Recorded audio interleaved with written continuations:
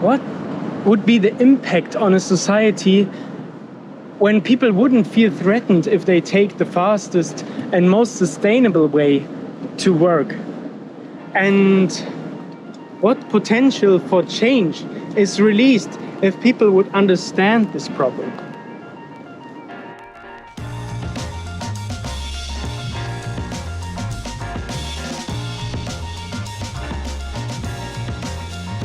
Hey my dears, we are on the way to the lovely Triinu, whom I will do a little interview with.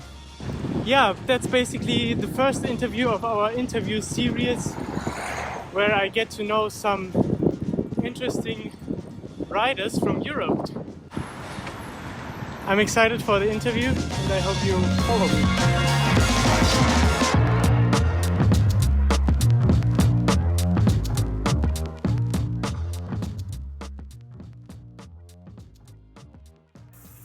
I believe I'm quite passionate about cycling.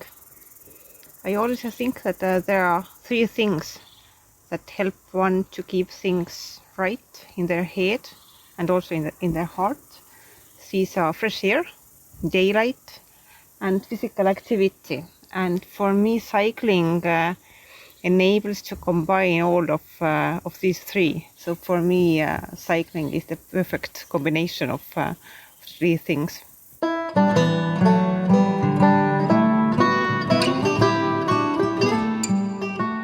The biggest adventure I had with cycling wasn't actually with my own bike. What one could actually objectively say was the most adventurous thing for me was cycling down the death road in Bolivia last year. But I've had really good times with my bicycle. We made quite a few trips in Estonia. Cycling in the winter, in snow in Estonia is rather adventurous. Generally, cycling in winter may include inconvenient times and occurrences. I always think that it's unavoidable that one falls when cycling in winter. It's slippery, there's a lot of snow and ice. But last winter I fell so many times. There is no previous winter that compares to it. At one time I even had to go to the emergency room at the hospital. My hip was just so swollen. So I would call this quite an inconvenient situation with my bicycle. If all the bikes of the world would disappear, I would miss quite a few things. I would miss the freedom a bicycle gives you. Because cycling, I don't have to worry about parking.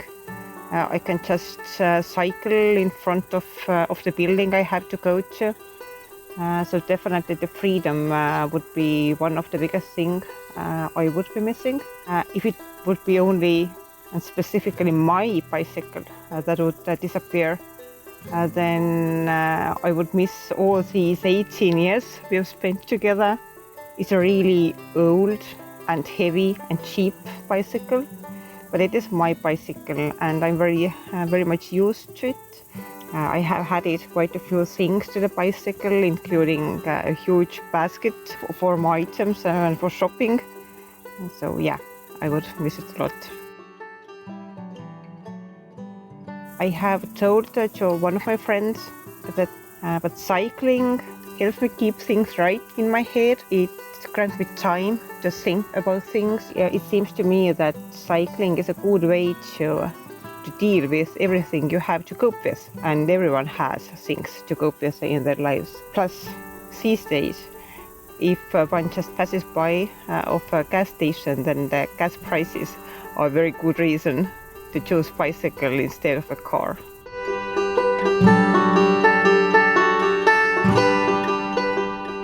If I would be the mayor of Tallinn or work respectively in city government, ideally I would construct the whole proper infrastructure for cycling. So this is one very dangerous place over there.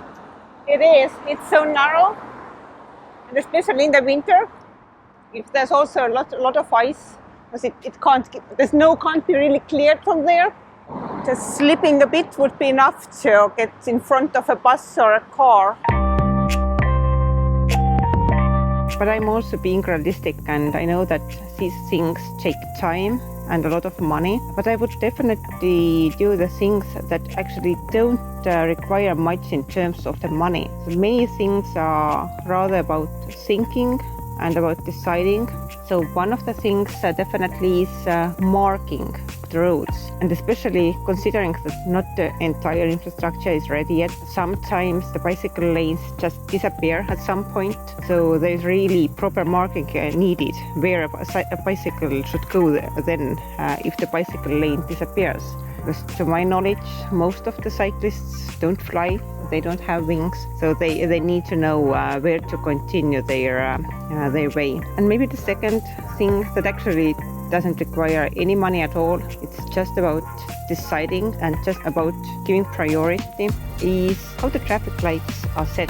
Whether these are the cars that have to wait, or these are the pedestrians and cyclists who have to wait. So it would be actually a very quick thing to make, to change the work of the traffic lights so that the pedestrians and cyclists don't have to stand between the car lanes, cars passing by from each direction, waiting for a green light. It seems to me that at least in the center of town, the priority should be given to the pedestrians and to the cyclists instead of the cars. I think that cycling as any kind of escape from the comfort zone can change the world. It can make the world better. People who actually are going beyond the comfort zone are kind of more understanding, more flexible also, more attentive towards others. It kind of changes the way of thinking. So yes, I think it can actually improve the world.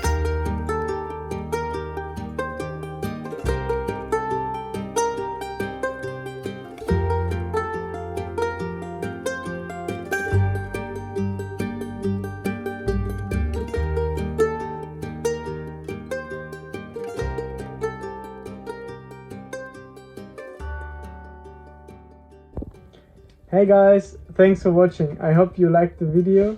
If you did so, then you can like it. And if you had some thoughts about cycling, if you want to share some things you want to change about the politics in your hometown, or whatever else thoughts you had during the video, your comments are very welcome below the video. You can also follow my channel if you don't want to miss any updates about my journey, because I'm riding from Tallinn over Latvia to Frankfurt.